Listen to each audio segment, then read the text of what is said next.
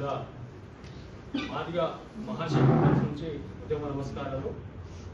మరి మాదిగ మహాశక్తి లేవనెత్తిన విషయాలన్నీ కూడా పెద్దలు గౌరవనీయులు మంత్రివర్యులు మాజీ మంత్రివర్యులు మీ అన్ని కూడా మీ దృష్టికి తీసుకొచ్చారన్నారు. కాబట్టి మా ప్రధానమైన డిమాండ్ చనిపోయిన కుటుంబాలకు ₹1 కోటి ఇవ్వాలనే డిమాండ్. ఆ కుటుంబాలకు నెక్లెస్ రోడ్ లో మరి అమర్ల స్తూపం కట్టాలని మా యొక్క డిమాండ్. రెండోది 10 ఎకరాలలో మాదిగ భవనము, మాదిగలు చదువుకోవడానికి పిల్లలకు అక్కడ వసతులు కల్పించే ఒక భవనాన్ని నిర్మించాలని ఒక డిమాండ్. అదేవిధంగా మా మీద ఉన్న గతంలో ఉద్యమంలో ఎన్నో కేసులు ఉన్న మందకృష్ణ గారి మీద కూడా ఉన్న కేసులని కూడా ప్రభుత్వం బేషరతుగా ఎత్తివేయాలని డిమాండ్ చేస్తూ ఇటువంటి విషయాలను మాదిగ మహాశక్తి మాదిగలే ఓటేసుకోవాలి.